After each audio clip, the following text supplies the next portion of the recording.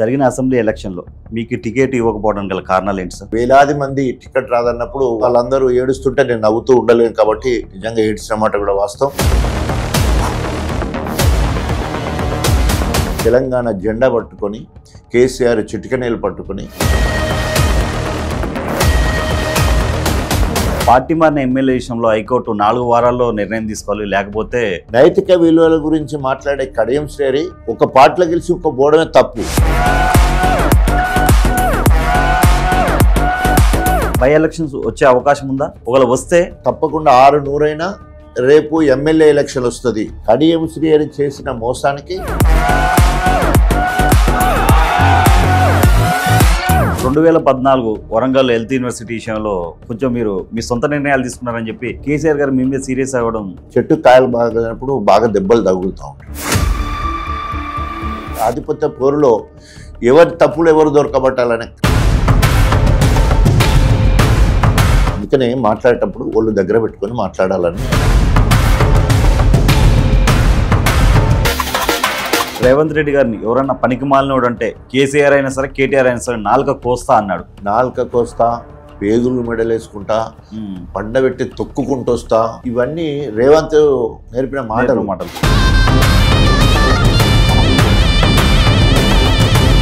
హైడ్రా అనేది ఒక హైడ్రామా నడుస్తుంది, జనాలు ఇబ్బంది పడుతుంది. అయినా కానీ కేసీఆర్ గారు ఎందుకు బయటికి రావట్లే? కేసీఆర్ గారు మౌనంగా ఉన్నాడంటే మొత్తం కూడా వెనుక రేవంత్ రెడ్డి ఉండి గుండాయిజాన్ని ప్రోత్సహించి వాళ్ళు ఎంత దౌర్భాగ్యం, ఒక రాక్షస పాలన.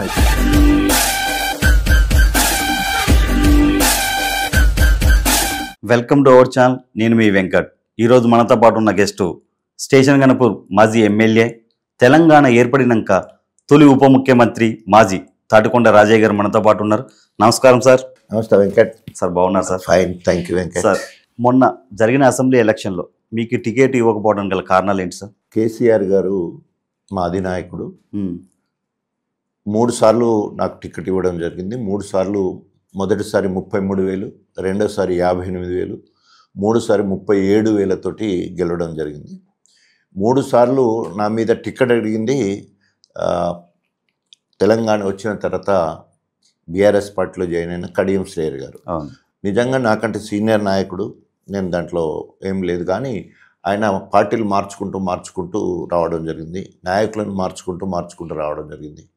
సో ఆ క్రమంలో 2014లో మా ఇద్దరికి టికెట్ అడిగినప్పుడు త్యాగాల పునాదుల మీద తెలంగాణ రాష్ట్రాన్ని సాధించాలని కేసీఆర్ గారి పిలుపుని అందుకొని 2011లో తెలంగాణ వస్తుందో రాదో తెలియదు కానీ అధికార కాంగ్రెస్ పార్టీని ఎమ్మెల్యే పదవికి రాజీనామా చేసి తెలంగాణ జెండా పట్టుకొని కేసీఆర్ చిటికనేలు పట్టుకొని కేసీఆర్తో పాటు యావత్ తెలంగాణ మొత్తం కూడా ఉద్యమంలో తిరగడం జరిగింది. ఆ రకంగా తెలంగాణ ఉద్యమంలో మాదిగళ్లలో ఆత్మస్థైర్యం నింపడానికి, మాదిగ అస్తిత్వాన్ని పెంచడానికి, మాదిగలు ముందు వరుసలో ఉండి పనిచేస్తే రేపు రాబోయే రోజుల్లో మాదిగలు ఎక్కువ లబ్ధి పొందడానికి అవకాశం ఉన్నది.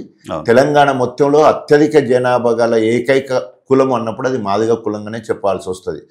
దాన్ని దృష్టిలో పెట్టుకొని అటు తెలంగాణ రాష్ట్రాన్ని సాధించినట్టు మాదిగ అస్తిత్వాన్ని కూడా కాపాడుకున్నట్టు ఉంటుందని చెప్పేసి నేను పార్టీలో చేరిన తర్వాత మరి 2011 నుండి 2014 వరకు ఉద్యమంలో పనిచేయడం జరిగింది.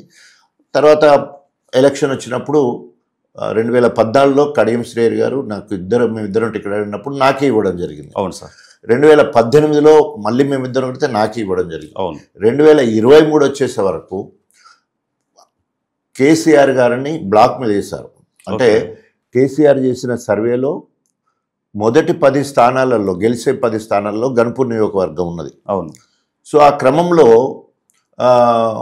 మళ్ళీ కనుక మీరు రాజయ్యకే టికెట్ ఇచ్చారంటే నేను కాంగ్రెస్ పోతానని చెప్పేసి డైరెక్ట్గా కేసీఆర్ తోటి, కేటీఆర్ తోటి, హరీష్ రావు తోటి డైరెక్ట్నే చెప్పడం జరిగింది. అతను ఎవరు? కడియం శ్రేయర్ గారు. పార్టీ మారుతాను, ఎట్లాగో మీరు మళ్ళీ రాజయ్యకి ఇచ్చేది ఉంటే మేము ఇన్ని రోజులు మిమ్మల్ని నమ్ముకొని నాకు ఇస్తలేరు, 2 సార్లు ఎమ్మెల్సీ ఇచ్చిళ్ళు, నన్ను డిప్యూటీ సీఎం చేసిండు, ఎంపీ చేసిన, అదంతా మర్చిపోయింది. ఆయన మర్చిపోయి నాకు ఎమ్మెల్యేనే కావాలి అని పట్టుబట్టడంతో నేను కాంగ్రెస్ పార్టీలకు పోతా అని చెప్పేసి ఆయన మాట్లాడినప్పుడు ఎలక్షన్ల సమయంలో ఒక senior leader, X deputy CM, MP, MLC, cabinet మంత్రిగా పనిచేసిన అతను పార్టీ మారితే పార్టీకి నష్టం జరుగుతుందేమో అనే ఉద్దేశంతో కేసీఆర్ గారు నన్ను పిలిచి మాట్లాడి నన్ను కన్సోల్ చేయడం జరిగింది. మీరు అప్పుడు కొంచెం ఎమోషన్ అవ్వడం కూడా జరిగింది సార్, కొంచెం 100%. ఎందుకంటే రౌండ్ ద క్లాక్ పనిచేసి రేయింబావులు ప్రజల కోసం పనిచేసి నియోజకవర్గమే నా దేవాలయం, ప్రజలే నా దేవుళ్ళు అని చెప్పేసి కేసీఆర్ గారు ఏలు చూపితే కొండబాకే విధంగా అనేక కార్యక్రమాలు చేస్తే ఒబీడియన్స్కి అంటే విధేయతకు ఫలితం ఇదేనా అనే బాధలో తప్పకుండా ప్రజాస్వామ్యం రక్షింపబడాలా, ఈ బ్లాక్ మెయిల్ పాలిటిక్స్ చేయకూడదు అనే ఉద్దేశంతో మరి గన్పూర్ నియోజకవర్గం ఎస్సీ నియోజకవర్గం కాబట్టి అక్కడ అంబేద్కర్ గారి విగ్రహం దగ్గర బోర్న విలపించడం జరిగింది. అంటే వేలాది మంది టికెట్ రాదన్నప్పుడు వాళ్ళందరితో పాటు మరి ఇక తప్పదు, వాళ్ళందరూ ఏడుస్తుంటే నేను నవ్వుతూ ఉండలేను కాబట్టి నిజంగా ఏడ్చిన మాట కూడా వాస్తవం. అయితే ఆ క్రమంలో కేసీఆర్ గారు పిలిచి నీకు రైతు బంధు సమితి చైర్మన్ వెంటనే జీవో ఇచ్చేస్తాం అంటే ఇప్పుడే సో తర్వాత రేపు మళ్ళీ మనమే అధికారంలోకి వస్తాం, ఎమ్మెల్సీ ఇచ్చి మంత్రి చేస్తానికి అవకాశం ఉంది, లేదు కంటెస్ట్ చేస్తానంటే ఎంపీ ఇస్తామని కూడా చెప్పడం జరిగింది. సో 3 ఆప్షన్స్ నా ముందు పెట్టినప్పుడు వెంటనే అటు రైతు బంధు సమితి చైర్మన్ ఇచ్చి తర్వాత జంగాంకు ఇన్ఛార్జ్ బాధ్యత తీసుకోవాలి, గన్పూర్ని గెలిపేయాలని చెప్పేసి 2 నియోజకవర్గాల బాధ్యత నా మీద పెట్టడం జరిగింది. సో ఆ క్రమంలో మీకు అందరు కూడా తెలుసు, ఎమ్మెల్యే టికెట్ నాకు రాకున్నా కూడా నేనే అభ్యర్థిగా ఇటు జనగాంలో కావచ్చు గన్పూర్లో చేయడం వల్లనే అవిభక్త వరంగల్ జిల్లాలో 2 గెలిచినాయి. 2 కూడా నేను ప్రాతినిధ్యం వహిస్తున్న స్టేషన్ గన్పూర్, అదేవిధంగా నేను ఇన్ఛార్జిగా ఉన్న జనగాం. ఎందుకంటే సుపరిచితం ఈ 2 నియోజకవర్గాలు, నా క్యాడర్ అక్కడ సగం ఇక్కడ సగం ఉండి పనిచేయడం జరిగింది. ఆ రకంగా మరి విధేయుడిగా ఉన్న వాళ్లకు లేదా పార్టీలో పనిచేసిన వాళ్లకు ప్రజల్లో ఉన్న వాళ్లకు రిజల్ట్ కరెక్ట్ వస్తుంది. కేసీఆర్ గారి మాట కోసం కేసీఆర్ పంపిన అభ్యర్థిని గెలిపించాలి, వ్యక్తిని కాదు. కడియం శ్రీహరి వ్యక్తిగా గెలవలే, ఆయన ఓన్లీ బీఆర్ఎస్ పార్టీ అభ్యర్థిగా కేసీఆర్ గారు పంపించిన మనిషిగా ఆయనను మేము గెలిపించడం జరిగింది. ఆ రోజు టికెట్ రాలేదు, నిజంగానే చాలా గన్పూర్ నియోజకవర్గ ప్రజలందరూ కూడా చాలా బాధపడ్డారు. సో అటు తర్వాత మళ్ళీ పార్టీ కూడా రాకపోవడం అదొక దెబ్బ పడ్డది. సో దాని తర్వాత మళ్ళీ ఇప్పటి వరకు వచ్చినప్పుడు మళ్ళీ కష్టపడి కార్యకర్తలు, బీఆర్ఎస్ కార్యకర్తలు, తర్వాత తెలంగాణ ఉద్యమకారులు, వాదులు, అభిమానులు అందరూ కలిసి కడియం శ్రీహరిని బీఆర్ఎస్ పార్టీ నుండి గెలిపిస్తే ఆయన వ్యక్తిగత ప్రయోజనాల కోసం, తన బిడ్డకు ఎంపీ టికెట్ కావడం కోసం మరొక్కసారి, మొదటిసారే బ్లాక్మెయిల్ చేసినట్టే రెండోసారి బ్లాక్మెయిల్ చేసి మళ్ళీ బిడ్డకు ఎంపీ టికెట్, తర్వాత పార్టీ ఫండ్ ఇచ్చినాక మలగబెట్టిపోవడం, పార్టీకి ద్రోహం చేసిపోయిండు. సో ఇప్పుడు మళ్ళీ త్వరలోనే దాని మీద కోర్టు ఇదే కడియం శ్రీహరి గారు 6 నెలల్లో బీఆర్ఎస్ గవర్నమెంట్ వస్తుందన్న కడియం శ్రీహరి గారు పార్టీ మారడం అంటే నియోజకవర్గ అభివృద్ధి కోసం అని చెప్తున్నారు. అలా సొంత ప్రయోజనాల కోసం అనుకోవచ్చా? అది నిజమే. ఆయన ఏ ఎండకు ఆ గొడుగు పట్టే రకం. జనగాం జిల్లా పరిషత్ చైర్మన్ పగాల సంపత్ రెడ్డి గారు చనిపోతే ఆయన సంతాప సభ జనగాం జిల్లా కార్యాలయంలో జరిగే క్రమంలో సందర్భం కాకుండా కూడా 6 నెలల్లో ఇప్పుడు మేము 39 మంది గెలిచాం, 8 మంది బీజేపీ వాళ్ళు ఉన్నారు, 7 ఎంఐఎం వాళ్ళు ఉన్నారు. సో మాకు పెద్ద కష్టం కాదు, సో తప్పకుండా 6 నెలల్లో కాంగ్రెస్ పార్టీని కూలగొడతాం, తర్వాత బీఆర్ఎస్ ప్రభుత్వం వస్తుందని చెప్పేసి మాట్లాడిన కడియం శ్రీహరి అవకాశవాదంతో బిడ్డకు ఎంపీ టికెట్ కోసము మరి అక్కడికి ముందుగా బీఆర్ఎస్ పార్టీలో కూడా ఆయనకు టికెట్ ఇస్తామని బీఆర్ఎస్ పార్టీ నుండి పార్టీ ఫండ్ తీసుకొని ఆ సాయంత్రం పూట కేసీఆర్తో కలిసి భోజనం చేసి మరుసటి రోజు వరకే పార్టీ మారి కాంగ్రెస్ పార్టీలో జాయిన్ అవ్వడం జరిగింది.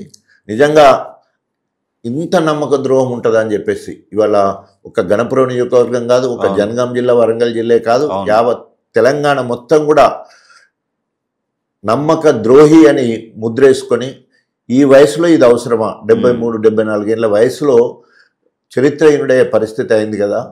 ఈ మధ్యకాలంలో ఒక ఆర్టికల్ వచ్చింది, షేమ్ ఆఫ్ హాల్ అని, హాల్ ఆఫ్ షేమ్ అని. అంటే మొత్తం 3 అందులో పేర్లు రావడం జరిగింది. అందులో నెంబర్ 1 కడియం శ్రీహరి, కేశవరావు గారు, పోచారపు శ్రీనివాస్ రెడ్డి గారు. వీళ్ళు 3 ఏజెస్ 70 దాటిన వాళ్ళు, అన్ని రకాల పదవులు అన్ని పార్టీలలో అనుభవించిన వాళ్ళు. సో వాళ్ళు 3 పోవడంతో it's a hall of shame అని చెప్పేసి ఒక ఆర్టికల్ కూడా రావడం జరిగింది. అట్లా చరిత్రహీనుడు కడియం శ్రీహరి అయ్యాడు. సార్ ఇంకోటి సార్, పార్టీ మారిన ఎమ్మెల్యే విషయంలో హైకోర్టు 4 వారాల్లో నిర్ణయం తీసుకోవాలి, లేకపోతే మేము కేసును సుమోటోగా తీసుకొని హైకోర్టు నిర్ణయం తీసుకోవాల్సి వస్తుందని చెప్పి అన్నారు. దీన్ని ఎలా చూడొచ్చు సార్? అంటే ఏ కోర్టు అయినా కూడా మనము చట్టం తన పని చేసుకుంటూ పోతుంది. చట్టాన్ని మనం గౌరవించవలసిన బాధ్యత ఉంది. సో గతంలో అనేక మనకు ఉదాహరణకు అంటే ఎస్సీలను ఏబిసిడీగా వర్గీకరించే విషయంలో ముందుల హైకోర్టు అంటే 4 సంవత్సరాలు ఏబీసీలు అయినాక కూడా హైకోర్టు ఒక తీర్పిస్తే సుప్రీంకోర్టుకు పోయినాం. దాదాపు 20 సంవత్సరాల కేసు నడిచింది. మళ్ళీ 30 సంవత్సరాల ఎంఆర్పిఎస్ ఉద్యమంతో పాజిటివ్ రిజల్ట్ రాదు, ముందు నెగటివ్ వచ్చింది. ఎందుకు ఈ మాట చెప్తున్నా అంటే అట్లాగే 1985లో రాజీవ్ గాంధీ గారు ఈ పార్టీ ఫిరాయింపుల చట్టాన్ని తీసుకురావడం జరిగింది. అంటే ఎవరైనా ఒక పార్టీ నుండి గెలిచి ఆ పార్టీని వదిలిపెట్టిపోయేది ఉంటే వారిని సస్పెండ్ చేయాలి పార్టీ నుండి. తర్వాత దాంతోపాటు వాళ్ళు గెలిచిన పదవిని కూడా బహిష్కరించాలనేది వచ్చింది. అటు తర్వాత ఇప్పుడు మన రాహుల్ గాంధీ మేనిఫెస్టోలో పెట్టాడు పార్టీ ఫిరాయింపుల చట్టం. సో పెట్టడం జరిగింది.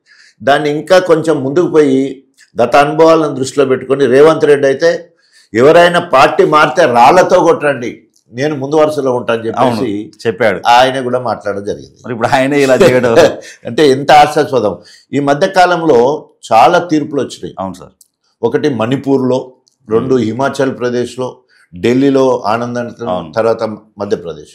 సో ఈ 2-3 సంవత్సరాలలో చూసినప్పుడు పార్టీ ఫిరాయించిన వాళ్లకు 6 సంవత్సరాల పార్టీ తిరిగి పోటీ చేయొద్దు, మళ్ళీ ఏ పార్టీ నుంచి పోటీ కూడా చేయడానికి లేదు. తర్వాత హిమాచల్ ప్రదేశ్ అయితే ఇంకొక అడుగు ముందుకేసి ఎవరైతే పార్టీ ఫిరాయించిన వాళ్లకు ఎమ్మెల్యే పెన్షన్ కూడా ఇవ్వద్దని కూడా సభలో ఏకాగ్రీవం. మన దగ్గర ఎందుకు సార్ మన. సో ఇది పరిస్థితి. అంటే ఈరోజు రేవంత్ రెడ్డి ఏదో ఉంటుంది కదా,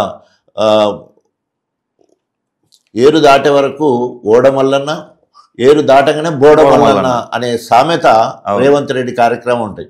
ఎన్నో రకాల హామీలు ఇస్తాడు, ఏ ఒక్క హామీని నెరవేర్చాడు. ఎందుకు నెరవేర్చామంటే అంటాడు మేము ఇట్లా అబద్ధాలు మాట్లాడితేనే ప్రజలు నమ్ముతారు, మాకు ఓట్లు ఇస్తారు అనే అంత అంటే అంత దిగజారి మాట్లాడే కార్యక్రమం జరుగుతుంది. సో ఇప్పటి పరిస్థితి వస్తే ముందుగా ఎవరైతే బీఆర్ఎస్ పార్టీ నుండి గెలిచి ఇక్కడ ప్రాథమిక సభ్యత్వానికి రాజీనామా చేయకుండా, ఎమ్మెల్యే పదవికి రాజీనామా చేయకుండా కాంగ్రెస్ పార్టీలో చేరడం జరిగింది. దాని మీద కంప్లైంట్ ఇవ్వడం జరిగింది స్పీకర్కి. ఆయన పట్టించుకోకపోయినప్పుడు హైకోర్టుకు పోవడం జరిగింది. సో హైకోర్టులో వాదోపవాదాలు జరిగినాయి. బీఆర్ఎస్ పార్టీ పక్షాన, అదే గవర్నమెంట్ పక్షాన వాదోపవాదాలు జరిగిన తర్వాత ఇప్పుడు మీరు అన్నట్టు ఒక చారిత్రాత్మక తీర్పును హైకోర్టు ఇవ్వడం జరిగింది. అంటే ఎప్పుడైనా కూడా హైకోర్టు సుప్రీంకోర్టు గైడ్ లైన్స్ ప్రకారమే అంటే ఉటకాయిస్తూ చర్యలు మామూలుగా తీర్పిస్తుంటాం. దాంట్లో భాగంగా మరి 4 వారాలలో మీరు ఒక షెడ్యూల్ ఏర్పాటు చేసి మీరు 4 వారాలలో చర్య తీసుకోవాలని సెక్రటరీ, అసెంబ్లీ సెక్రటరీ ద్వారా స్పీకర్కి తెలియజేయడం జరిగింది. సో 4 వారాల కనుక మీరు తేల్చండి, మీరు తేల్చకపోతే మేము తేల్స్తాం, సుమోటోగా తీసుకొని మేము తేల్చేస్తాం అని చెప్పడం జరిగింది. అంటే తేల్చడం అంటే ఏముంది, సో సుప్రీంకోర్టు ఏదైతే గైడ్లైన్స్ ఉన్నాయో 3 మంత్స్లో స్పీకర్ కనుక ఎలాంటి నిర్ణయం తీసుకోకపోతే సుప్రీంకోర్టు ఇంటర్వ్యూన్ అయ్యి 6 సంవత్సరాల బహిష్కరణ చేసే కార్యక్రమం ఉంటుంది యాంటీ డిఫెక్షన్ లా ప్రకారం. సో ఆ రకంగా ఇప్పటికే తీర్పు తెలిసిపోయినట్టు అనిపిస్తుంది. ఏదో ఒకటి తేల్చాల్సిన పరిస్థితి వాళ్ళ స్పీకర్కి ఏర్పడ్డది. సో వాళ్ళు తీర్పు స్పీకర్ కనుక డిలే చేయడం కనుక చేసేదంటే వాళ్ళు సుమోటోగా తీసుకుంటారు ఒకటి. లేదంటే ఇప్పుడు క్యాండిడేట్ ముఖ్యంగా కడియం శ్రీహరి ముందే మాట్లాడుతూనే ఉన్నాడు. ఏమంటాడు, నేను అవసరమైతే మళ్ళీ బెంచ్కి వెళ్తాను అంటే హయ్యర్ లెవెల్లో ఇది సింగిల్ జడ్జి ఇచ్చింది, 2-3 ఉన్న బెంచ్కి వెళ్ళి అక్కడికైనా పోతాను, లేకపోతే సుప్రీంకోర్టుకు పోతానని చెప్పేసి మాట్లాడడం అంటే నైతిక విలువల గురించి మాట్లాడే కడియం శ్రీహరి ముందు ఒక పార్టీలో గెలిచి ఒక పోవడమే తప్పు. ఎందుకంటే నిన్ను గెలిపించిన వాళ్ళు, వాళ్ళ రక్తాన్ని చెమట చేసుకుని గెలిపించిన వాళ్ళు బీఆర్ఎస్ వాళ్ళు, నిన్ను ఓడగొట్టాలనుకున్న వాళ్ళు కాంగ్రెస్ వాళ్ళు. ఆ ఓడగొట్టాలనుకున్న వాళ్ళు కోపంతో ఉన్నారు నీ మీద, నువ్వు అటుపోతున్నావు. ఇవాళ నువ్వు అటు కాకుంటున్నావు, ఇళ్ళకి వెళ్ళిపోయినందుకు ఇటు కాకుండా అయినావు. 2 చెడ్డ రేవడి ఇప్పుడు గణపురం నియోజకవర్గంలో. ఈయనే కాదు, ఇలాంటి వాళ్ళు ఎవరైనా కూడా. ఎందుకోసం అంటే ఒక పార్టీ నుండి ఉదాహరణకి నేనున్నాను, yes I myself resigned, నేను 2011 అక్టోబర్లో ఉద్యమం కోసం కాంగ్రెస్ పార్టీలో 15 సంవత్సరాలు ఒక ఒబీడియంట్ లీడర్గా ఉన్నాడు. వైఎస్ రాజశేఖర్ చాలా దగ్గర ఉన్నాడు. అలాంటిది తెలంగాణ అస్తిత్వం కోసం, తెలంగాణ రాష్ట్ర సాధన కోసం అధికార కాంగ్రెస్ పార్టీ కేంద్రంలో ఉంది, రాష్ట్రంలో ఉంది. అయినప్పటికీ కూడా ప్రాథమిక సభ్యత్వానికి రాజీనామా చేసి, అదేవిధంగా ఎమ్మెల్యే పదవికి రాజీనామా చేసి బీఆర్ఎస్ పార్టీలో కేసీఆర్ నాయకత్వంలో జాయిన్ అయ్యి 2011 నుంచి వెళ్ళి 2014 వరకు ఉద్యమంలో పాల్గొనడం జరిగింది. సో నేను ఇక్కడ ఒక అధికార కాంగ్రెస్ పార్టీని వదిలిపెట్టేసి ఉద్యమ పార్టీలో జాయిన్ అయ్యాను. ఇవాళ కడియం శ్రేరి ఒక బీఆర్ఎస్ పార్టీని వదిలిపెట్టేసి అధికార పార్టీలో నీ వ్యక్తిగత ప్రయోజనాల కోసం నువ్వు మంత్రి అవుతావు అనుకున్నావు, నీ బిడ్డ ఎంపీ అవుతుంది అనుకుని అందులో పోయినావు. సో పోయిన ఉద్దేశం నీ వ్యక్తిగత ప్రయోజనాలు. దానికి ఇప్పుడు ఏం చెప్తాడు, నేను అభివృద్ధి కోసం పోయినా అంటాడు. సో అభివృద్ధి ఎక్కడ జరిగింది? అభివృద్ధి కాంగ్రెస్ పార్టీ 9 నెలల పాలనలో ఏదన్నా రేవంత్ రెడ్డి గారి మార్క్ ఇది బాగా చేసినాన్ని దానికి ఆకర్షితులు అయిపోయినవా? రుణమాఫీ 31,000 రూపాయల రుణమాఫీ చేస్తారని చెప్పేసి 26,000 కోట్ల రూపాయలు బడ్జెట్లో కేటాయించి 17,000 కోట్ల రూపాయలు శాంక్షన్ ఇచ్చి దాదాపు 7,500 కోట్లు మాత్రమే వాళ్ళ ఖాతాలో పడ్డాయని చెప్పేసి బట్టి విక్రమార్కనే చెప్తాడు. మరి రేవంత్ రెడ్డి రుణమాఫీ అయిపోయింది, హరీష్ రావు రాజీనామా చేస్తాం ఎమ్మెల్యే పదవి మొత్తం బస్ స్టాప్ అంటే రేవంత్ భాష అట్లా ఉంటుంది అన్నట్టుగా పోస్టర్లు కూడా వేశారు సార్. ఆయన ఏమన్నాడు ముందుగాల December 9 రుణమాఫీ అటు పోటీ తెచ్చుకోండి, నేను వెంటనే రుణమాఫీ చేస్తా December 9, 2020 హరీష్ రావు ఎప్పుడు రాజీనామా చేస్తారు అయిపోగానే మళ్ళీ 100 రోజులలో చేస్తారని మళ్ళీ ఇంకోది మళ్ళా 15 ఆగస్టు చేస్తారని 3 సార్లు బొంకి ఇప్పటి వరకు ఆయన మాట్లాడిందే ఇప్పటి వరకు 17,000 కోట్ల రూపాయలు శాంక్షన్ చేసినాం, 7,500 కోట్ల రూపాయలు మాత్రమే రిలీజ్ చేసినాం, వాళ్ళ ఖాతాలలో పడ్డాయి. ఏ బ్యాంకులో పోయి అడిగినా కూడా ఎక్కడ కూడా 40, 42, 43% మాత్రమే వివిధ రకాల ఆంక్షలు పెట్టి అందరికి ఆపేసే కార్యక్రమం చేశారు. సో ఏదేమైనా కూడా ప్రజలు ఇదంతా గమనించారు. రైతు భరోసా అన్నాడు, లేదు. రైతు బంధునే రైతు భరోసా చేసాడు. సో భరోసా చేస్తే మన భరోసా ప్రకారం ఎకరాకి 15,000 ఇస్తానన్నాడు, ఇచ్చిండా? సో మహిళ ప్రతి ఇంటి గృహిణికి 2,500 ఇస్తా అన్నాడు, ఇయ్యలేదు. 2,000 పెన్షన్ 4,000 చేస్తానన్నాడు, చేయలేదు. తర్వాత ఆడపిల్లలు కాలేజీ పోయే పిల్లలకు స్కూటీ కొనిస్తానన్నాడు, స్కూటీ లేదు. కళ్యాణ లక్ష్మితో పాటు తులం బంగారం అన్నాడు, అది లేదు. ఓట్లకేమో 500 రూపాయలు బోనస్ అన్నాడు, అది లేదు. అసలు ఏది లేదు. ఏదో ప్రజల దృష్టి మార్చడానికి మొన్నటి వరకు హైడ్రా అని ఒక నాటకం ఆడిండు, అది ఒక హైడ్రామా లెక్క మిగిలిపోయింది. ప్రజలందరూ ఇది హైడ్రా అనేది దాని వెనక రాజకీయ కూటమేనా? 100% ప్రజల మూడును డైవర్ట్ చేయడానికి ఒక కార్యక్రమం చేసిండు. కానీ అందులో కూడా అట్టర్ ఫ్లాప్ అయ్యాడు. పూటకు గతి లేని వాళ్ళు, దారిద్ర్య రేఖకు దిగు ఉన్న వాళ్ళకున్న కొద్దిపాటి పైసలతోటి అక్కడ జాగా కొనుక్కొని పర్మిషన్ తీసుకొని కడుక్కున్నాం. ఇప్పుడు ఇచ్చిన ప్రభుత్వాధికారులను పర్మిషన్ ఇచ్చిన ప్రభుత్వాధికారులను వదిలిపెట్టేసి డైరెక్ట్గా లక్షల రూపాయలు ఖర్చు పెట్టి గెలిస్తే వాళ్ళకు నోటీసులు అదే డైరెక్ట్ పోయి కొట్టడంతో నిరాశలు అయిపోయి చాలా శాపనార్థాలు పెడుతున్నారు ప్రభుత్వం మీద. సార్ ఇక్కడ ఇది ఒకటి సార్ చిన్నది. ఇప్పుడు యాక్చువల్గా గవర్నమెంట్ ల్యాండ్లు కబ్జా చేసిన వాళ్ళని కొట్టు, పెద్దవాళ్ళని తప్పలేదు. పేదలు ప్లాట్లు కొనుక్కొని FTL అని బఫర్ జోన్ అని దగ్గరలో ఉన్నాయని చెప్పి ఇప్పుడు కట్నీళ్ళలో ప్రస్తుతానికి ఉంటున్న వాళ్ళని ఉన్నిస్తున్నాం. కత్తిమూలు ప్లాట్ ఖాళీగా ఉన్న పరిస్థితి ఏంటి సార్? ఆయన కట్టుకోవడానికి పర్మిషన్ లేదంటారు. అంటే నాకు ప్లాట్ ఉందని చెప్పి చూసి ఆనందపడాలనా? అదే కదా. అందుకనే ఇప్పుడు ప్రజలందరూ కూడా మామూలు ప్రజలు బిలో పావర్టీ లైన్ ఉన్న వాళ్ళందరూ కూడా ఈరోజు ఈ ప్రభుత్వం మీద కన్నెర్ర చేస్తూ ఉన్నారు. సో అది డ్రామా లెక్క ప్రజల మూడ్ డైవర్ట్ చేయడానికే పనిచేయడం జరిగింది. 6 గ్యారెంటీ మర్చిపోవడానికే అంతే. ఇప్పుడు మనం మాట్లాడుకున్నాం కదా, ఏ ఒక్కటి కూడా ఈ రోజు వరకు ఒక్క పథకం అంటే ఒక్క పథకం కూడా అమలు పరచలేదు. తర్వాత రెండవది రేవంత్ రెడ్డి మార్క్ లెక్క ఒక్క ముఖ్యమంత్రిగా ఆయన విజన్ ఇట్లా ఉంది. ఎడ్యుకేషన్ మీద ఇలాంటి పాలసీ ఉంది, రవాణా రంగం మీద ఇలాంటి పాలసీ ఉంది, లేదా వ్యవసాయ రంగం మీద గొప్ప కార్యాచరణ ఉందంటే ఏ దాని మీద ఒక స్పెషల్ లేకుండా మొత్తము గత ప్రభుత్వ వైఫల్యాలు అనుకోండి విఫల ప్రయత్నం చేసి ఆ ప్రాజెక్టులు లేదా ఆ పథకాలన్నీ కూడా ఫెయిల్యూర్ అని చూడటం కోసమే ఈయన ఆలోచన జరుగుతూ ఉన్న తప్ప వేరే ఏం లేదు. ఉదాహరణకి మేము ఇరిగేషన్ రంగంలో ఏప్రిల్ మేలో రివ్యూ చేసుకొని దేవాదుల కోసము సమ్మక్క సారమ్మ బ్యారేజ్ దగ్గర చెల్లి 365 నీళ్లు లిఫ్ట్ చేసే పరిస్థితి ఉండే. రివ్యూస్ చేయకపోవడం వల్ల జూలై వరకు కూడా ఒక చుక్క కూడా లిఫ్ట్ చేయని పరిస్థితి. అక్కడ ఎప్పుడు 365 రోజులు ప్రాణహిత తర్వాత మాకు అక్కడ బ్యారేజ్ ఉంటుంది కాబట్టి ఎప్పటికీ నీళ్లు ఉంటాయి. గణపురం నియోజకవర్గం మొత్తం కూడా దేవాదుల ప్రాజెక్టు ద్వారానే పారకం. సో ఒక నియోజకవర్గానికి 1,00,000 ఎకరాల మాగానంటే మా నియోజకవర్గానికి 1,40,000 ఎకరాలకు నీళ్ళు వచ్చే ఏర్పాటు మేము చేసుకున్నాం. ఎక్కడ లేని విధంగా 7-8 రిజర్వాయర్లు ఒక్క నియోజకవర్గంలో కేసీఆర్ ఆశీస్సులతోటి రిజర్వాయర్లు అన్ని కూడా మేము కట్టుకొని పూర్తి చేసినాం. కొన్ని గ్రామాలు ఇంకా కూడా నీళ్ళు అందుతలేవంటే 134 కోట్ల రూపాయలు ఎలక్షన్లకు ముందు ఒక 6 నెలలకు ముందు ఆ పనులు కూడా మంజూరు చేయడం జరిగింది. ఆ పనులు కూడా జరుగుతూ ఉన్నాయి. ఆ రకంగా అయితే సరి అయిన ప్రణాళిక లేకపోవడం వల్ల ఇవాళ దేవాదుల ద్వారా ఒక్క చెరువు కూడా నింపలే. మొత్తం మొన్న వాన పడడం వల్ల కొన్ని చెరువులు నిన్నాయి, కానీ ప్రణాళికబద్ధంగా మేలో మనం రివ్యూ చేసుకొని జూన్లో రిజర్వాయర్లు నింపుకుంటే జూలై వరకు అన్ని చెర్లలో నీళ్ళు నింపితే ప్రతి ఎకరాకు నీళ్ళు ఇచ్చే అవకాశం ఉంది. అలాంటి కార్యాచరణ జరగలేదు. ఇప్పటి వరకు నియోజకవర్గ ఎమ్మెల్యేగా కడియం శ్రీహరి ₹1 పని కూడా తీసుకురాలే. నువ్వు ఆ పార్టీలో చేరినప్పుడు ఒక్కొక్కసారి ఒక ప్యాకేజ్ ఇస్తారు, ఒక 150 కోట్ల. ఇప్పుడు దానికి దయాకర్ రావు గారు అప్పుడు బీఆర్ఎస్ పార్టీకి 160 కోట్లు ఇచ్చారు. అట్లాగే రెడ్డి నాయక్ గారు వచ్చినప్పుడు, అప్పుడే గండ్రరమణారెడ్డి గారు వచ్చినప్పుడు, ఇట్లా వచ్చిన వాళ్ళందరికీ కూడా ఏదో ఒక ఆ నియోజకవర్గ అభివృద్ధి కోసం పోతున్నప్పుడు నియోజకవర్గ అభివృద్ధి కోసం special funding, special development fund, so CDF లేదు, ఎస్డిఎఫ్ లేదు, ఏదైనా ప్యాకేజ్ కూడా లేదు. మరి ఎందుకు పోయినట్టు, ఏ అభివృద్ధి కోసం పోయినట్టు కడియం శ్రీహరి?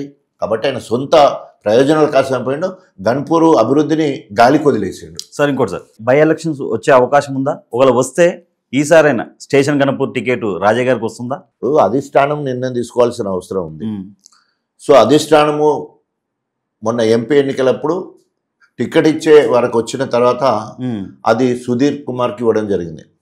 నాకు చెప్పిన కారణం ఏంటంటే తప్పకుండా 6-100 రేపు ఎమ్మెల్యే ఎలక్షన్ వస్తుంది, కడియం శ్రీహరి గారు బై ఎలక్షన్లు ఎదుర్కొనే పరిస్థితి ఉంటుంది, ఆయన ఎదుర్కోవాలంటే నువ్వైతేనే మంచిగా ఉంటుంది. కాబట్టి నేను గణపూర్ నియోజకవర్గ ఇన్ఛార్జి బాధ్యత నీకు అప్పచెప్తున్నాను. సో తర్వాత ఎంపీ పరిధిలో ఉన్న కాన్స్టిట్యున్సీలలో స్టార్ క్యాంపెయిన్గా పనిచేయమంటే నేను పార్లమెంటు పరిధిలో ఉన్న భూపాలపల్లి నుంచి మొదలు పెడితే మనకు పాలకుర్తి వరకు 7 నియోజకవర్గాలలో ప్రచారం చేయడం జరిగింది. గన్పూర్ నియోజకవర్గ బాధ్యతలు తీసుకొని ఇక్కడ కార్యక్రమం చేస్తున్నది. సో బై ఎలక్షన్ వస్తుందా రాకున్నా కూడా ప్రజలైతే సిద్ధంగా ఉన్నారు. కడియం శ్రీహరి చేసిన మోసానికి కడియం శ్రీహరిని ఓడగొట్టాలనే ఒక నిర్ణయానికి మాత్రం ప్రజలు వచ్చాయి. సరే ఇంకోటి, 2014 వరంగల్ హెల్త్ యూనివర్సిటీ విషయంలో కొంచెం మీరు మీ సొంత నిర్ణయాలు తీసుకున్నారని చెప్పి కేసీఆర్ గారు మీ మీద సీరియస్ అవ్వడం జరిగిందంటారు, ఇది నిజమేనా? నేను కాకతీయ మెడికల్ కాలేజీ విద్యార్థిని. అవును. సో అక్కడ ఎంజిఎం హాస్పిటల్లో పిల్లల డాక్టర్గా పనిచేయడం జరిగింది. అక్కడే పీజీ కూడా నాది అక్కడే కంప్లీట్ అయింది. అప్పటివరకే గవర్నమెంట్ జాబ్ 2 సార్లు వస్తే కూడా గవర్నమెంట్ జాబ్ వదిలిపెట్టి ప్రైవేట్ ప్రాక్టీస్ వరంగల్లోనే సెటిల్ అయినా. I started first paediatric nursing home in Warangal district itself. ఉత్తర తెలంగాణ మొత్తంలో కూడా నాదే మొట్టమొదటి పిల్లల దవాఖాన. సో డాక్టర్గా అనేక మంది డాక్టర్ల ప్రోత్సాహంతో, డాక్టర్ జాక్ వాళ్ళందరి ప్రేరణతోటి మొత్తం తెలంగాణ ఉద్యమంలో డాక్టర్లలో మొదటి వరుసలో నిలిచి ఉద్యమంలో పాల్గొని ఆ రోజు బీఆర్ఎస్ పార్టీ నుంచి వెళ్ళి ఎమ్మెల్యే. సో కేసీఆర్ గారు ఉద్యమ స్ఫూర్తిని చూసి, మరి నా ఎడ్యుకేషన్ చూసి నాకు వైద్య ఆరోగ్య శాఖ ఉప ముఖ్యమంత్రి 2 పదవులు ఇవ్వడం జరిగింది. సార్ అందులో ఏదో అవకతవకలు కూడా జరిగాయి, అదే చెప్తాను. సో ఆ క్రమంలో గన్పూర్ వల్ల మన వరంగల్ డాక్టర్స్ ఎక్స్పెక్టేషన్ ఏంది, కాకతీయ మెడికల్ కాలేజ్ విద్యార్థుల ఎక్స్పెక్టేషన్ ఏంది, అక్కడున్న ఏంటి అంటే డాక్టర్ రాజయ్య మన విద్యార్థి, మన డాక్టరు. సో ఇప్పుడు కనుక రాకపోతే ఎప్పుడు రాదు అనే ఉద్దేశంతో హెల్త్ యూనివర్సిటీ కావాలని చెప్పేసి అనేక సార్లు నా మీద ప్రెషర్ తీసుకురావడం జరిగింది. అనేక సార్లు సార్ కూడా చెప్పడం జరిగింది ఇట్లా బాగున్నది అని చెప్పేసి మాట్లాడు. ఆ రోజు కూడా కాళోజీ జయంతి సందర్భంగా అక్కడికి వచ్చిన క్రమంలో ఒక కార్యక్రమంలో మళ్ళీ పక్క కూర్చున్నప్పుడు అడగాల్సి వస్తుంది కదా, సార్ ఇట్లా ఉన్నది ఇది ఉన్నది. సో అప్పుడన్న భాష అంటే ఆయనేమో సీఎం గారు, క్యాబినెట్లో ఉన్న మంత్రులందరూ వాళ్ళ పిల్లల లెక్క. డాక్టర్ రాజయ్య ఎప్పుడు వచ్చినప్పుడల్లా హెల్త్ యూనివర్సిటీ కావాలని అంటాడు, ఇస్తానని అంటాడు. మీ దగ్గరకు వచ్చి అవుతుందా? అందుకనే మాట్లాడేటప్పుడు ఒళ్ళు దగ్గర పెట్టుకొని మాట్లాడాలని మాట్లాడడం జరిగింది ఓకే. సభలో. ఓకే. ఒళ్ళు దగ్గర పెట్టుకుని మాట్లాడాలనేది ఒక తండ్రి కొడుకును మధ్యలో. ఎందుకంటే మనము ఇప్పటివరకు మెడికల్ బడ్జెటే లేదు, అప్పుడే యూనివర్సిటీ ఇదంతా ఎక్కడొస్తుంది అనే ఉద్దేశంతో వారు అన్న మాట తర్వాత చెప్పిండు. సో అట్లా జరిగిన తర్వాత పాప దురదృష్టం. ఎందుకంటే నేను దండోరా ఉద్యమంలో పనిచేసినట్టు ఎంఆర్పిఎస్లో పనిచేసిన, అదేవిధంగా మాదిగ అస్తిత్వం కోసం, మాదిగ ఉనికి కోసం, మాదిగ ఆత్మగౌరవం కోసం 94 నుంచి నేను పనిచేస్తూనే ఉన్నాను. కాబట్టి పార్టీలకు ఖచ్చితంగా తెల్లారి వరకు 200-300 దిష్టి బొమ్మలు తగలబడ్డాయి కేసీఆర్ గారి.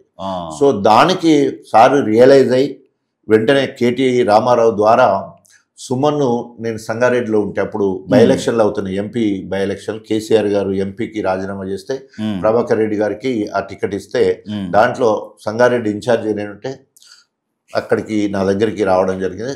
సుమన్ వచ్చి, సార్ చాలా బాధపడుతున్నాడు, సో నువ్వు వెంటనే వచ్చి ఏదైనా స్టేట్మెంట్ చేయాలంటే తెలంగాణ భవన్కి వచ్చేసి స్టేట్మెంట్.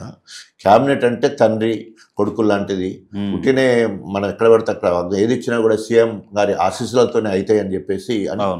సో ఏదో కోడిగుడ్డు మీద ఎంటికలు బీకే ప్రయత్నం ఎవరు చేయొద్దు, తప్పకుండా కేసీఆర్ గారి ద్వారా నేను తీసుకొస్తాను, నమ్మకం ఉన్నదని చెప్పేసి మళ్ళీ స్టేట్మెంట్ ఇస్తే అన్నీ ఎక్కడెక్కడ ఆగిపోయినాయి. మళ్ళీ తెల్లారంగా పిలిపించుకొని కేసీఆర్ అన్ని వివరాలు అడిగి తెలుసుకొని ఒక వారం రోజుల లోపే కాలేజీ హెల్త్ యూనివర్సిటీ రావడం జరిగింది. సో అందరు అప్పుడు ఇప్పటికి కూడా అందరు అనుకుంటారు అది హెల్త్ యూనివర్సిటీ వచ్చిందంటే రాజన్న మొండోడు కాబట్టి మొండి పట్టు పడితేనే వచ్చింది, బట్టి అదేమంటారు మన విక్రమార్కుడు లెక్క పట్టిన పట్టు వదలకుండా పట్టు వదలని విక్రమార్కుడు లెక్క హెల్త్ యూనివర్సిటీ అంటే ఇవాళ మొత్తం మెడికల్ ప్రొఫెషన్ మొత్తం కూడా ఇవాళ వచ్చింది అంటే only because of Rajaiah health university అని చెప్పేసి అందరు అనుకుంటారు. అదే సందర్భంగా కళాక్షేత్రం కూడా, కాలేజీ కళాక్షేత్రం కూడా వరంగల్కి రావడం, ఈ రెండు పెద్ద విజయాలు. తర్వాత అదే కాలేజీ పేరు మీద తెలుగు భాష దినోత్సవంగా కూడా దాన్ని ప్రకటించడం వారి పేరు మీద. ఆ రకంగా నా పీరియడ్లో ఆ 3 జరిగినాయి, నాకు చాలా సంతోషం. సార్ ఇంకోటి, సొంత పార్టీలో మీకు చాలా అవమానాలు జరిగాయి అనుకోవచ్చా ఇప్పటివరకు? అంటే విధేయుడికి అంటే ఇప్పుడు ఏమంటారంటే చెట్టుకు కాయలు బాగా కాస్తాయి అనుకోండి, చెట్టుకు కాయలు బాగా కాసినప్పుడు బాగా దెబ్బలు తగులుతూ ఉంటుంది. కాంపిటీషన్ ఎక్కువ ఉన్నప్పుడు ఎత్తుకు పై ఎత్తులు వేసే కార్యక్రమం ఉంటుంది. సో గన్పూర్ నియోజకవర్గం వచ్చేవారికి ఎవరెవరి మధ్యలో వితిన్ ద పార్టీలు ఎవరెవరి మధ్యలో అంటే కడియం శ్రీహరి, డాక్టర్ రాజయ్య మధ్యలో పోటీ. ఇది ఎప్పటి నుండి 1994 నుండి మా ఇద్దరు, నేను దండోరా ఉద్యమంలో ఉన్నాను, వారు టీడీపీలో ఉన్నారు. నా పోరాటం ఎవరి మీద అప్పుడు టీడీపీ మీద. తర్వాత ఆయన టీడీపీలో ఉన్నాడు, నేను కాంగ్రెస్లో ఉన్నాను 2004 వరకు. సో అప్పుడు ఎవరి మీద పోరాటము? టీడీపీ మీద. కాంగ్రెస్ ఓడిపోయిన అభ్యర్థిగా మళ్ళీ పోరాటం. అట్లా ఎప్పుడు మా మధ్యలో వ్యక్తిగతంగా ఏమి ఉండదు, కానీ పార్టీ పరంగా గొప్పగా. ఎప్పుడైతే ఇద్దరము ఒక్కటే పార్టీకి వచ్చినప్పుడు 2011లో నేను, 2014లో ఎలక్షన్ల ముందు వారు వచ్చింది. సో దాంతో ఏమైపోయిందంటే కాంపిటేటివ్ స్పిరిట్, ఇద్దరి మధ్యలో పోటీతత్వం. సో ఆ రకంగా నేనేమో ఉద్యమంలో అంటే తెలంగాణ ఉద్యమం చేసి తెలంగాణ రాష్ట్రాన్ని సాధించడంలో నాది ముఖ్య భూమిక ఉన్నది. ఆయనేమో అవకాశవాదంగా తెలంగాణ వచ్చిన తర్వాత పార్టీలోకి రావడం జరిగింది. సో కేసీఆర్ గారు అవన్నీ ఆలోచించే నాకు 3 సార్లు బీఆర్ఎస్ పార్టీలో టికెట్ ఇవ్వడం జరిగింది. ఆధిపత్య పోరులో ఎవరి తప్పులు ఎవరు దొరకబట్టాలనే క్రమంలో అనేక రకాలుగా అవమానాలు జరిగిన మాట వాస్తవం. అయినప్పటికీ కూడా వీర విధేయుడిగా కేసీఆర్ గారు ఏ నిర్ణయం తీసుకున్నా, ఉదాహరణకి ఉప ముఖ్యమంత్రి పోయినప్పుడు కూడా so right for information act ద్వారా బీజేపీ వాళ్ళు, కాంగ్రెస్ వాళ్ళు అప్పుడు పోతే రాష్ట్ర బడ్జెటే లేదు, హెల్త్ బడ్జెట్ లేదు, ఇక్కడ ఏమి వాహనాలు కొనలేదు, ఇక్కడ ఏమి రిక్రూట్మెంట్ జరగలేదు, ఇక్కడ ఏం లేదు, ఇట్స్ ఎ ట్రాన్స్పరెంట్ అని చెప్పడం జరిగింది. ఆ క్రమంలో పెద్ది సుదర్శన్ రెడ్డి అని చెప్పేసి అప్పుడు జిల్లా అధ్యక్షుడు 3 సార్లు నన్ను సీఎం దగ్గరికి తీసుకోవాలంటే ఎందుకన్నా తర్వాత వస్తలే అని చెప్పేసి ఆగి 4వసారికి పోయినాను. సో కేసీఆర్ దగ్గర పోతే అప్పటి వరకే వారు రియలైజ్ అయిపోయి ఒక మీటింగ్లో ఉంటే నేను వచ్చిందని చెప్పగానే దగ్గర తీసుకొని కౌగలించుకొని ఎక్స్ట్రీమ్లీ సారీ రాజయ్య, సిలువలు పలువలు చేసి నా మెదడంతా ఖరాబ్ చేసిండ్రు. సో ఆ రకంగా నిర్ణయం తీసుకుని ఇవన్నీ మర్చిపో, నీ స్థాయి తగ్గకుండా మళ్ళీ నీకు అవకాశం ఇస్తాను, నీ నియోజకవర్గంలో ఎవరు కూడా ఏలు పెట్టరు, నీ నియోజకవర్గాన్ని గొప్పగా చేసుకో, నువ్వు ఉప ముఖ్యమంత్రి చేసినావు కాబట్టి నీకు పనులు అవసరం ఉంటాయి, నువ్వు మంత్రుల దగ్గరికి పోలేవు, నీకు ఏ పని ఉన్నా కూడా గన్పూర్ విషయంలో నా దగ్గరికి వచ్చి పనులు చేసుకో అని చెప్పేసి అంత భరోసా ఇవ్వడం జరిగింది. సో ఆ రకంగానే 2018లో వాడు ఇచ్చినట్టు మళ్ళీ నాకే టికెట్ ఇవ్వడం జరిగింది. సో ఈరోజు అభివృద్ధి సంక్షేమంలో గన్పూర్ నియోజకవర్గం కేసీఆర్, కేటీఆర్, హరీష్ రావు తర్వాత సర్వే చేస్తే ఎక్కడ సంక్షేమ కార్యక్రమాలు గొప్పగా జరిగినాయి, ప్రభుత్వ కార్యక్రమాలు జరిగినాయి అంటే కేసీఆర్ 98 మార్కులతో ఆయన నియోజకవర్గం, 92 మార్కులతో కేటీఆర్ నియోజకవర్గం, 88 మార్కులతో హరీష్ రావు గారి నియోజకవర్గం, 86 మార్కులతో డాక్టర్ రాజయ్య నియోజకవర్గం. ఫోర్త్ ప్లేస్ కేసీఆర్, కేటీఆర్, హరీష్ రావు తర్వాత అభివృద్ధి సంక్షేమంలో ప్రజలకు అందుబాటులో నాయకుడు ఎవరు అంటే డాక్టర్ రాజయ్య గారు 4వ స్థానం రావడం జరిగింది. అది నేను చేసిన పనితరానికి గీట్రాయి, అది పరాకాష్ట. సార్ ఇంకోటి సార్, ఈ 2-3 రోజుల నుంచి చూస్తున్నారు కౌశిక్ రెడ్డి, అరకపూడి గాంధీ ఈ ఇద్దరి పంచాయతీని తెలంగాణ ఆంధ్ర సెంటిమెంట్గా డ్రా చేస్తున్నారు. దీన్ని ఎలా చూడొచ్చు అంటారు? అది చాలా దౌర్భాగ్యం. ఎందుకంటే కేసీఆర్ గారు 10 సంవత్సరాలు పాలన చేస్తే ఉద్యమం చేసేటప్పుడు కూడా హైదరాబాద్లో ఎవరైతే ఉన్నారో వాళ్ళంతా హైదరాబాదీయులే. సో వాళ్ళకు మాకు ఎలాంటి పంచాది లేదు. ఎవరైతే ఆంధ్ర ఉద్యమం చేస్తున్నారో లేదా తెలంగాణకు వ్యతిరేకం ఎవరైతే చేస్తారో వాళ్ళు మాత్రమే మాకు వ్యతిరేకం అని చెప్పేసి, ఆంధ్రలో ఉండి ఎవరైతే తెలంగాణకు అడ్డుపడ్డారో వాళ్ళు మాత్రమే మాకు శత్రువులు అని చెప్పేసి కేసీఆర్ అనేకసార్లు చెప్పారు. ఇక్కడ ఎంతో సామరస్యంగా అన్నదమ్ముల లెక్క హైదరాబాద్ ఉండే 10 ఏళ్లలో ఎక్కడ మత కలహాలు కానీ ప్రాంత విభేదాలు కానీ ఎక్కడ కూడా రాలేదు. సో ఆ క్రమంలో మొన్న జరిగిన అంశము అది ఏంటంటే యాక్చువల్గా పార్టీ ఫిరాయించి అరకపూడి గాంధీ ఆయన పార్టీ మారి కన్ను వేసుకొని అక్కడ మాట్లాడుకొచ్చుకొని పిఎస్సి చైర్మన్ గా తీసుకొని నేను ప్రతిపక్షం అని చెప్తాడు. అది అంటే నువ్వు కండు వేసుకున్నావు కదా అంటే అది దేవుడి గుళ్ళో వేసే కండు అని చెప్పేసి, దేవుడి గుళ్ళో కండువ రేవంత్ రెడ్డి ఇంట్లో ఉంటుందా? సోషల్ మీడియా ఆల్రెడీ ఆయన జాయిన్ అది ఆయన ట్వీట్లో కానీ అనేక ఈయన కానీ తర్వాత వేం నరేందర్ రెడ్డి కానీ వీళ్ళందరూ కూడా ట్విట్లో పెట్టి చెప్పారు. అంత ఓపెన్ ఉన్నాక ఒకవేళ కనుక ఏమంటారు డేర్ ఎనఫ్ టు టెల్ చెప్పడానికి ధైర్యం కూడా అవసరం ఉంది. నువ్వు పార్టీ మారినాక ఇంకా మళ్ళీ పదవి కోసం మళ్ళీ నిన్ను నువ్వు దిగదార్చుకొని మాట్లాడడం మొదటి తప్పు. తర్వాత రెండో తప్పు కౌశిక్ రెడ్డి అనే అతను నిజంగా నిక్కార్సుగా బీఆర్ఎస్ పార్టీ ఎమ్మెల్యేగా ఉన్నాడు. మీ అందరి మీద హైకోర్టులో కేసు వేసిండు. ఆయన టీఆర్ఎస్ బిడ్డగా మాట్లాడుతున్నాడు. ఏమంటున్నాడు? సో నేను వస్తానని మాట్లాడుతున్నాను. ఇది మాట్లాడడం కరెక్ట్ అంటారా? గాజులు సీరా పంపిస్తాను, నీ ఇంటి మీద జెండా ఎగిరేస్తానని చెప్పి రెచ్చగొట్టింది కౌశిక్ రెడ్డి అంటున్నారు. ఒకవేళ కనుక ఆయన రెచ్చగొట్టేదంటే మన రాజకీయ పార్టీలో చూస్తున్నాం కదా, కేటీఆర్ గారు రేవంత్ రెడ్డి ఏం మాట్లాడినా రెచ్చగొట్టినట్టు మాట్లాడినా దానికి సమాధానం కేటీఆర్ గారిని హరీష్ రావు గారు ఇస్తారు. హరీష్ రావు గారు ఏమైనా మాట్లాడితే రేవంత్ రెడ్డి సమాధానం. ఓన్లీ మాటల యుద్ధం జరుగుతుంది. ఒక ఆయన ఉద్దేశం ఏంటి అంటే అక్కడ ఒకవేళ కనుక మీకు ఇప్పటికైనా సిగ్గు శరం ఉండేది ఉంటే బీఆర్ఎస్ పార్టీ నుండి గెలిచిన ఎమ్మెల్యే పదవికి రాజీనామా చేయండి, ఇగో లేకపోతే ఈ చీర గాజులు వేసుకొని తిరగండి అని చెప్పేసి ఆయన భావోద్వేగంలో మాట్లాడిన మాట. అలాంటప్పుడు దానికి సమాధానం నీ భాషలో చెప్పు. ఇప్పుడు ఎన్నో ఏమంటారు అసాంఘిక మాటలు వాడి తర్వాత ఏమంటారు ఆ భాష కూడా చాలా ఊరు భాష కూడా మాట్లాడడం జరిగింది. అయితే ఏమన్నాడు, నీ ఇంటికి వస్తాను, నువ్వు నిజంగానే టీఆర్ఎస్ అయితే నీ ఇంట్లో జెండా ఎందుకు ఎత్తుకో, జెండా ఎత్తాలి కదా, నేను రేపు 11 గంటలకు వస్తాను అన్నాడు. రాకుండా ఈయనను ఆపేసారు పోలీసు. ఈయనకు హౌస్ అరెస్ట్ చేసినప్పుడు ఆయనను కూడా హౌస్ అరెస్ట్ చేయాలి. ఆయన వస్తానలే, ఆయన వస్తుంటే 9 కిలోమీటర్ల దూరము ఎస్కాట్ ఇచ్చి తీసుకొచ్చే పరిస్థితి. అంటే ఇక్కడ ఇంకోటి సార్, కావాలనే పోలీసుల దగ్గర నుండి రేవంత్ రెడ్డి గారు కౌశిక్ రెడ్డి మీద దాడి చేయించారంటారు. నిజమేనా? కమ్యూనిటీ అన్నప్పుడు మొత్తం విల్లాస్ ఉంటాయి, పెద్ద హైలీ డెవలప్డ్ ఫ్యామిలీస్ ఉంటాయి. దాంట్లో గేట్ మొత్తం దౌర్జన్యంగా అక్కడి నుంచి పోలీసులే తీసుకొని వచ్చి గేట్ ఇరుగొట్టేసి లోనికి వెళ్ళి రాళ్ళు అందుకొని కొడితే గ్లాసులు పగలగొట్టి కిటికీలకు అద్దులు పగలగొట్టేసి టమాటాల మీద వేసి రాళ్ళు విసిరి ఇంటి వాదులనంత భయభ్రాంతులకు గురి చేయాల్సిన అవసరం ఏంటంటే ఇది మొత్తం కూడా వెనుక రేవంత్ రెడ్డి ఉండి గుండాయుద్ధాన్ని ప్రోత్సహించి నేను ఆయన అక్కడ ఆపేది అయిపోతుంది కదా, ఆపాల్సింది పోలీసులే కదా. ఇక్కడ ఎట్లా ఆపుతావు, ఇటు ప్రతిపక్షంగా చూసేవి నన్ను ఆపుతావు, ఆయన ఇంటి మీద దౌర్జన్యం చేసుకొచ్చడానికి నువ్వు ఎస్కాట్ పట్టుకొచ్చి దౌర్జన్యం చేయిస్తావు.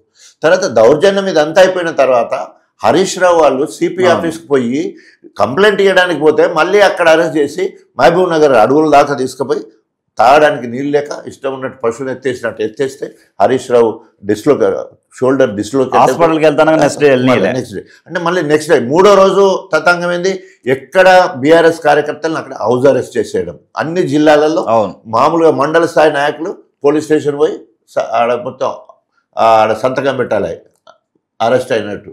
తర్వాత లేదా ఇళ్ళ పెద్దవాళ్ళని అయితే ఇంటి దగ్గరనే నిర్బంధించడం. ఎంత దౌర్భాగ్యం, ఒక రాక్షస పాలన. ఏమిట్లా ఏం కాదు. ఇప్పుడు 9 నెలలు నువ్వు ఒరగబెట్టింది ఏం లేదు. శాంతి భద్రతలన్నీ ఇప్పటికే సర్వనాశనం అయిపోయింది. మొత్తము రైతులు ఆత్మహత్యలు చేసుకుంటున్నారు.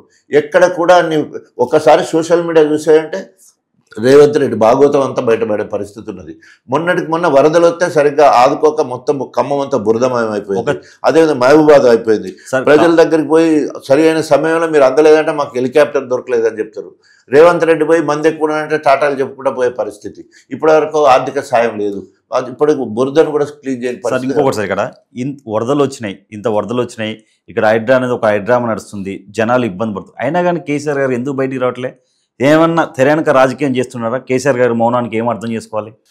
అంటే ప్రతిపక్ష నాయకులు సందర్భము అవకాశం వచ్చినప్పుడు బయటికి రావాల్సిన అవసరం ఉంటుంది తప్పకుండా.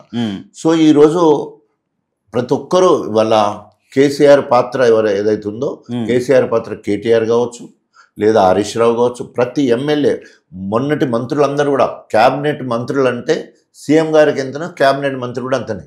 సో క్యాబినెట్ మంత్రులందరూ కూడా ప్రజా సమస్యల మీద రేవంత్ రెడ్డి మీద పోరాటం చేస్తూ ఉన్నారు. అట్లాగే ఒక్కొక్క నాయకుడికి ఒక్కొక్క కార్యాచరణ ఉంటుంది. కేసీఆర్ గారు మౌనంగా ఉన్నాడంటే ఏదో ప్రణాళిక సిద్ధమవుతుంది అన్నట్టు లెక్క. ఏ రకంగా రేపు ప్రజల్లోకి వెళ్ళాలి, అదేవిధంగా రేపు రాబోయే సంస్థాగత ఎన్నికలు ఉన్నాయి, జనవరి ఫిబ్రవరిలో వస్తాయి, దాన్ని ఎట్లా ఎదుర్కోవాలి, ఒకవేళ బై ఎలక్షన్లు వచ్చాయంటే దీన్ని ఎట్లా ఎదుర్కోవాలా, అనేక కార్యాచరణ చేసేది ఉంటుంది. దాని గురించి తర్వాత ఈ మధ్యలో కాలు విషయం కూడా మన అందరికి కూడా తెలిసిన ఆపరేషన్. సో ఇవన్నీ పెట్టుకొని ఆయనే రావాలనే ఆలోచన ఎందుకు, కేసీఆర్ రావాలనే ఆలోచన.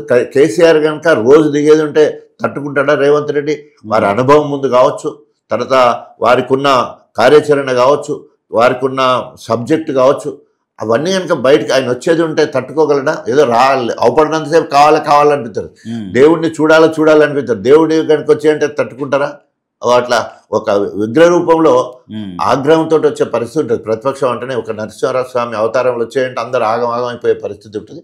తప్పకుండా మధ్యకాలంలో మొన్నదాకా వర్షాలు పడి తప్పకుండా మీరు అన్నట్టు వరదల మీద కావచ్చు, ప్రజా వ్యతిరేక విధానం కావచ్చు, త్వరలో ఒక మంచి కార్యాచరణతో కేసీఆర్ గారు వస్తారనుకుంటున్నారు. సార్ ఇంకోటి సార్, జగ్గారెడ్డి గారు మొన్న మాట్లాడుతూ రేవంత్ రెడ్డి గారిని ఎవరన్నా పనికి మాలినోడు అంటే కేసీఆర్ అయినా సరే కేటీఆర్ అయినా సరే నాలుక కోస్తా అన్నాడు. దీన్ని ఎలా చూడొచ్చు? అదే నేను చెప్పినా కదా, ఇవాళ రేపు ఎవరైతే నాలుక కోస్తా, పేగులు మెడలేసుకుంటా, పండబెట్టి తొక్కుకుంటూ వస్తా, ఇవన్నీ రేవంత్ నేర్పిన మాటలు. సో కాబట్టి ఇక కిందోళ్ళందరూ కూడా అవే మాట్లాడాలి. వాడు తిట్టినందుకే రేవంత్ ముఖ్యమంత్రి అయ్యిండు. ఇక మేము తిట్టకపోతే మేము కూడా వర్కింగ్ ప్రెసిడెంట్గా ఉన్నాం కదా, పిసిసి వర్కింగ్ ప్రెసిడెంట్. మేము తిట్టలేదు కాబట్టి మేము ఓడిపోయినాం, కాబట్టి మేము కూడా నేర్చుకుంటామని చెప్పేసి ఆ బాటలోనే అందరూ అంటున్నారు. కానీ ప్రజాస్వామ్యంలో ప్రజలు ఎప్పటికప్పుడు గమనిస్తూనే ఉంటారు. సో ఆ గమనిస్తూ ఉంటారు, తప్పకుండా సమయం వచ్చినప్పుడు కర్రగార్చి వాత పెడతారు. సార్ ఇంకోటి, మోడీ గారు కేసీఆర్ గారిని ఎదుర్కోలేకనే రేవంత్ రెడ్డితో చేతులు కలిపారని చెప్పి కొంచెం వినపడుతుంది. దీన్ని ఏమనొచ్చు, ఎలా చూడొచ్చు? అంటే రాజకీయాల్లో అవకాశవాదం అనేక సందర్భాలలో రేవంత్ రెడ్డి బడాబాయ్ అని చెప్పేసి మాట్లాడడం కావచ్చు, ఏదో పేరు మీద మోడీని కలుస్తానికి ఢిల్లీకి పోయినప్పుడు కేంద్ర మంత్రులను కలవడము, లేకపోతే మోడీని కలిసి ఏదో రకంగా మనకు ఏముంటుంది, ముందు ఫోటో వరకు మనకు ఉంటుంది, హాఫ్ అన్ అవర్ లో కూర్చుంటుంది, ఏం మాట్లాడింది అనేది మనకు తెలియదు. సో ఆయనకు మొదటి నుంచి కూడా ఉంది. ఆయన బీజేపీకి ఒకవేళ వీళ్ళే, ఎందుకంటే ఒకవేళ కనుక కాంగ్రెస్ రేవంత్ రెడ్డి సీఎం వద్దనుకుంటే అల్లనే రెండో సీఎం మూడో సీఎంలు అల్లనే రెడీగా ఉన్నారు కాంగ్రెస్ పార్టీలోనే. సో ఆ క్రమం వచ్చినప్పుడు అవసరమైతే బీజేపీలతోటి ఈయన కొందరిని తీసుకొని పోయి ఆ రకంగా కూడా మళ్ళీ ముఖ్యమంత్రి కావాలని ఆలోచనతో ఆయన సహకారాన్ని కూడా కోరుకున్నట్టు చెప్పుకుంటుంటారు. సరే ఇంకోటి సార్, హరీష్ రావుని ఢీకొట్టే దమ్ము మైనంపల్లి హనుమంతరావు గారికి ఉందంటారా? భాషలో మాత్రము అందరినీ మించిపోతాడు. ఆయన కూడా తిట్టుట్లో హనుమంతరావు కూడా అట్లే తిట్టిపోసి కలిసి కాంగ్రెస్ పార్టీ చాలా దౌర్భాగ్యం. ఆయన వ్యక్తిగతంగా కూడా పోయి స్లిప్పర్స్ వరకు పోయి బాగా ఘోరంగా మాట్లాడారు. హనుమంతరావు మాట్లాడాడు. మూల్యం చెల్లించి ఆయన ఓడిపోయాడు. హరీష్ రావు గారు గెలిచారు. సో సరే, వారు ఒకే సామాజిక వర్గానికి సంబంధించిన పరిస్థితి కాబట్టి వాళ్ళ గత చరిత్ర తెలిసి ఉండొచ్చు. కానీ హరీష్ రావు గారు ఎదిగిన విధానం, ఆయన ఉద్యమంలో పాల్గొన్న విధానం, ఈరోజు మాస్ లీడర్గా ఆయన ఎక్స్పోర్ట్ చేసే విధానం. హనుమంతరావు అంటే ఆయన ఓన్లీ పట్నం వరకు, హైదరాబాద్ వరకే. కానీ హరీష్ రావు అంటే తెలంగాణ మొత్తంలో కూడా కీలక పాత్ర పోషించిండు, ఉద్యమంలో పోషించిండు. తర్వాత మంత్రిగా సమర్థవంతంగా పనిచేసిండు, మంచి పేరుంది. సో ఆయన మాట్లాడిన భాష ఆయన విజ్ఞతకే వదిలేయాల్సి. సార్ ఇంకోటి సార్, తెలంగాణలో నెక్స్ట్ సీఎం అయ్యే అవకాశం కేటీఆర్కు ఉందా, హరీష్ రావుకు ఉందా? అది మనం చెప్పడానికి వీలేదు. ఎందుకంటే అధిష్టానము పెద్దలు కేసీఆర్ గారు ఉన్నారు. కేసీఆర్ గారే వారు ఉన్నంతసేపు కేసీఆర్ గారి నాయకత్వం, కేసీఆర్ గారే ముఖ్యమంత్రిగా ఉండాలని ప్రజలందరూ కోరుకుంటున్నారు. అనేక సందర్భాల్లో హరీష్ రావు గారు, కేటీఆర్ గారు కూడా కేసీఆర్ గారే ముఖ్యమంత్రిగా ఉంటారు అనేది వస్తున్నది. సో ఇప్పుడు ఆ ప్రశ్న ఉద్భవించదు. ఎందుకంటే కేసీఆర్ గారు ఉన్నంతసేపు వీళ్ళిద్దరి గురించి ఆలోచించే ప్రసక్తి లేదు. ఎందుకంటే ఇప్పుడు ప్రతిపక్షంలో ఉన్నాం, 4 ఏళ్ళు పోరాటం చేయాల్సి ఉన్నది.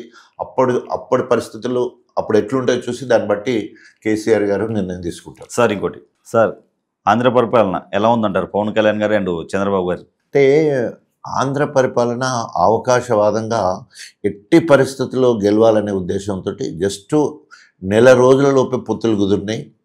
సో అప్పటి వరకు బద్ధశత్రులుగా ఉన్న పవన్ కళ్యాణ్, చంద్రబాబు నాయుడు వాళ్ళకు అంతే ధీటుగా బీజేపీకి సంబంధించిన వాళ్ళు కూడా ఉండే. కానీ ఎక్కడి వరకు పోయిన ఎప్పుడైతే చంద్రబాబు నాయుడును అరెస్ట్ చేసి జైలుకు పంపించారో అప్పటి నుంచి మెల్లిమెల్లిగా 600 అధికారంలోకి రావాలి, సర్వం ఒడ్డైనా అని చెప్పేసి బాగా వర్కౌట్ చేయడం. దాంట్లో పవన్ కళ్యాణ్ కూడా చాలా అగ్రెసివ్గా ప్రజల్లోకి వెళ్ళిండు, ఒక హీరోలాగా బాగా పోయాడు.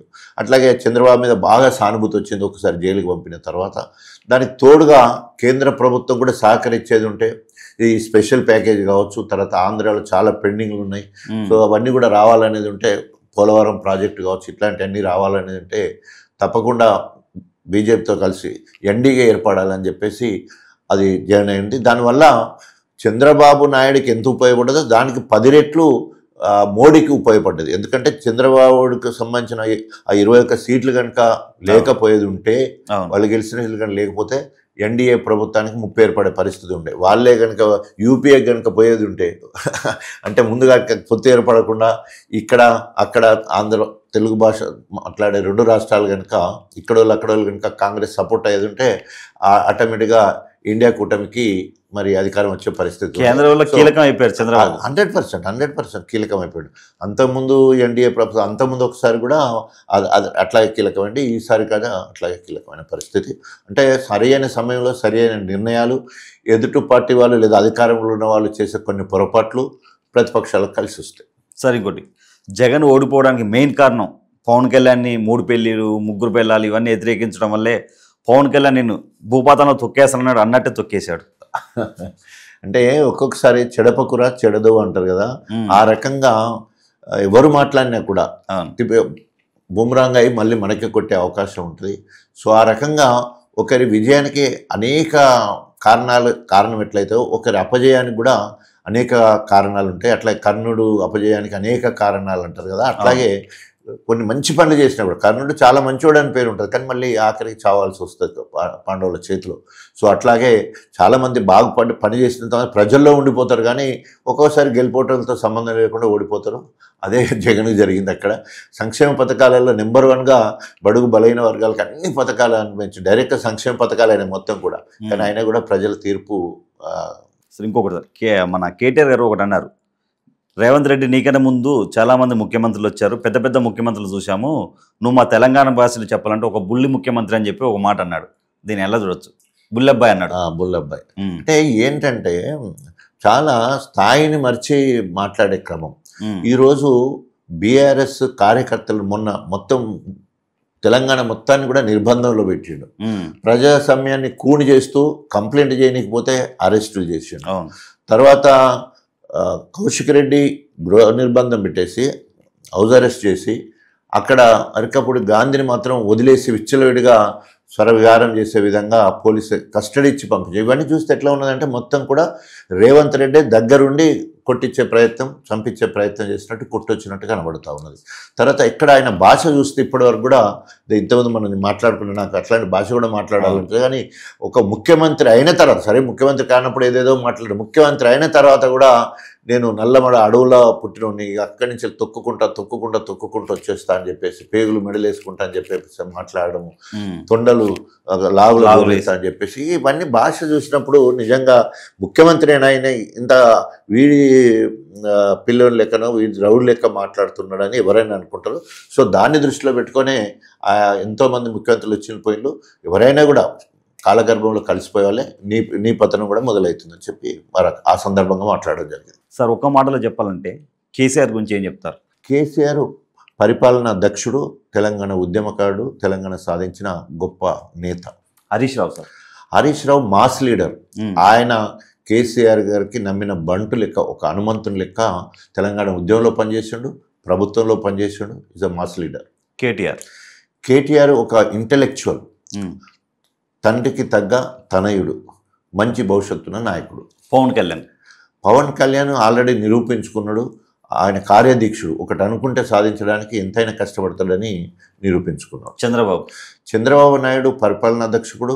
ఆయన ఇప్పుడు ఆల్మోస్ట్ తెలుగు రాష్ట్రాల్లో 4వసారి ముఖ్యమంత్రి అయిన నాయకుడు, మేధావి, మంచి అంటే ప్రజల నాడి తెలుసుకొని సంక్షేమ అభివృద్ధి కార్యక్రమాలు ముందుకు తీసుకుపోయిన నాయకుడు. జగన్ ఆయన కూడా ప్రజాదరణ పొందిన నాయకుడు.